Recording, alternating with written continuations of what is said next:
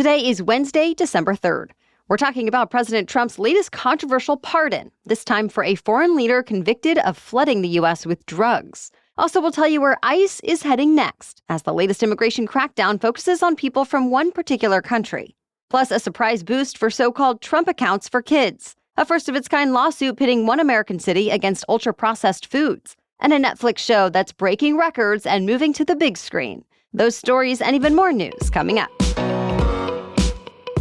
Welcome to The Newsworthy. All the day's news in around 10 minutes. Fast, fair, fun, and on the go. I'm Erica Mandy. Thanks so much for being here. You ready? Let's do this. Well, President Trump formally pardoned the former leader of Honduras. And with that, Juan Orlando Hernandez was released from a federal prison in West Virginia less than 1 year into his 45-year sentence. Hernandez led the Central American country from 2014 to 2022, and U.S. officials said he was at the center of one of the largest and most violent drug trafficking conspiracies in the world. Court documents say he abused his position to help import more than 400 tons of cocaine into the United States, and that in return, he received millions of dollars in drug money from some of the largest and most violent drug trafficking organizations in the world. Now, the pardon of such a high-profile convicted drug trafficker has drawn some criticism. Many critics are accusing President Trump of hypocrisy as he continues to escalate a military campaign against drug trafficking out of Venezuela. But President Trump says Hernandez was treated harshly and unfairly by the Biden administration. In a letter requesting the pardon, Hernandez cast himself as the victim of political persecution and praised Trump, even calling the president His Excellency. Meanwhile, Trump is getting involved in the current presidential elections underway in Honduras. He endorsed the candidate who ran under the same right-leaning National Party ticket as Hernandez. At this point, the election is too close to call, so there's going to be a hand recount of ballots. President Trump has accused the Honduran electoral body of trying to change the results of the vote and wrote on Truth Social, quote, "If they do, there will be hell to pay." Trump has actually become increasingly vocal about his allies in Latin America, threatening to cut aid to both Honduras and Argentina if his picks don't win. In Argentina, his pick did win. In Honduras, results are expected by the end of the year. Emergency crews in Southeast Asia are starting to get a full picture of the damage done from catastrophic floods last week. The death toll has now topped 1,300 in Indonesia, Sri Lanka, and Thailand. It could still rise, too, since nearly 1,000 people are still missing. Crews have had a tough time reaching some of the disaster zones since roads have been washed out and bridges have collapsed. Helicopters and boats have been deployed, but infrastructure damage and enduring bad weather are getting in the way of rescue and recovery efforts. Yesterday, the United Nations Secretary General said the UN is in close contact with authorities and is ready to respond with relief efforts. Ukrainian President Volodymyr Zelensky says the chances of ending war in his country are now better than ever. Two of President Trump's top advisors, Steve Witkoff and Jared Kushner, are expected to meet with Zelensky today. Yesterday, they met with Russian President Vladimir Putin and his advisors for 5 hours to try to convince Russia to support the updated peace plan for Ukraine. After the meeting, Putin's foreign policy advisor told reporters the meeting was constructive, but they didn't get into the details of negotiations. Similarly, after Zelensky met with his negotiating team yesterday, he said they talked about things that, quote, cannot be said over the phone. It's believed the biggest issue in these talks is territories, and the U.S. has said it expects Ukraine will have to move its borders somewhat. Exactly how much is likely still up for debate. To be continued. Federal immigration authorities are shifting their attention to Minnesota. They're launching a targeted operation primarily focused on undocumented immigrants from Somalia. Minnesota is home to America's largest Somali community. Somali people have been fleeing their country's long civil war since the 1990s and have been drawn in by Minnesota's generous social programs. Well, during a cabinet meeting yesterday, President Trump called Somalis garbage. He said they do nothing but complain, so he doesn't want them in the U.S. Trump went on to say, quote, their country is no good for a reason. Well, Minneapolis officials pushed back on that criticism, saying Somalis have started businesses and created jobs and have added to the cultural fabric of America. Community leaders accuse the Trump administration of profiling. But the Homeland Security Department says what makes someone a target of ICE is not their face or ethnicity, but the fact that they are in the country illegally. Meanwhile, Homeland Security Secretary Kristi Noem is suggesting an expanded travel ban. Stay tuned. The so-called Trump accounts got a big boost this week.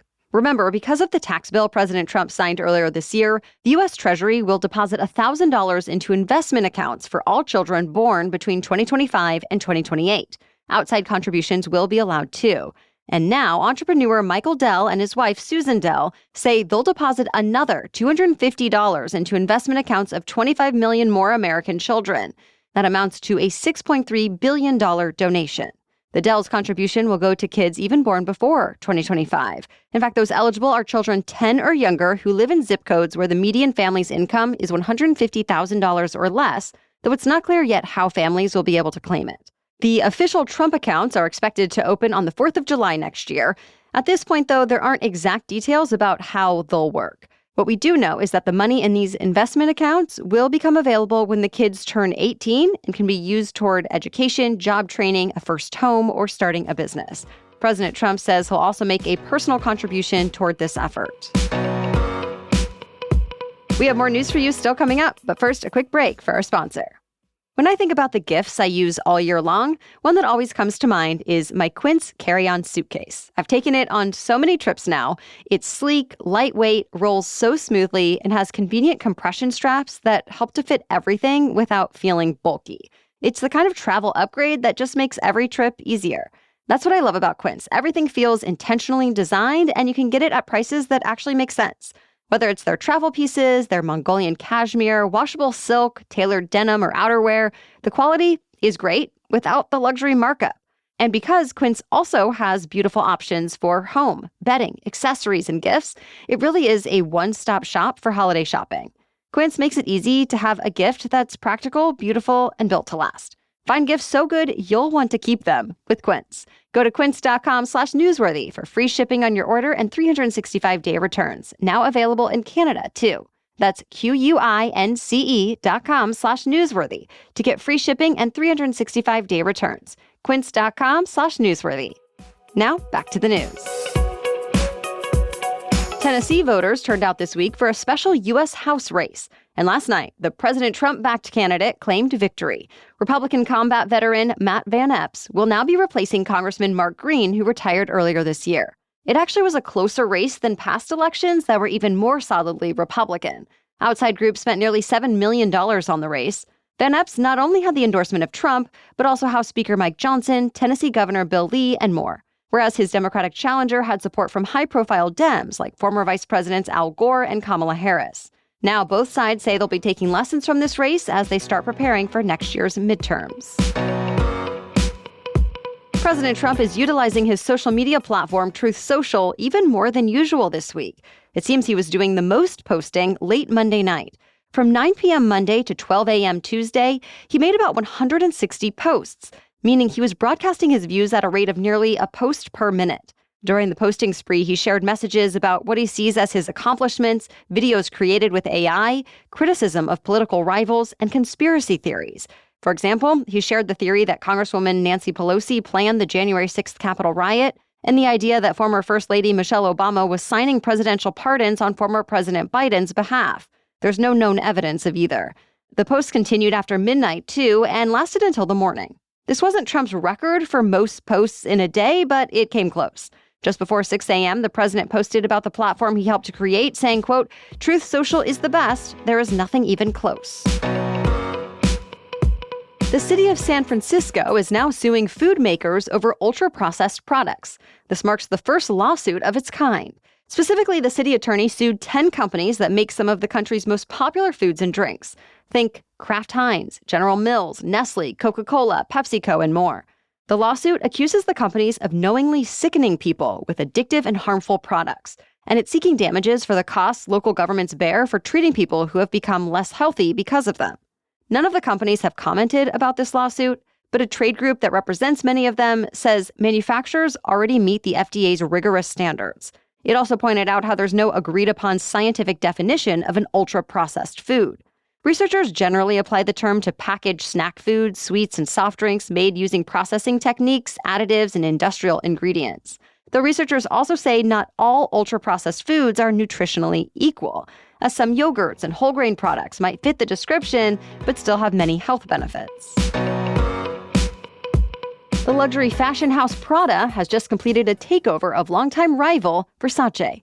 Prada first decided to buy Versace back in April for about $1.5 billion, and now regulators have signed off, so it's a done deal. The two Italian brands are actually considered to be opposites, with Prada seen as minimalist, while Versace is more maximalist.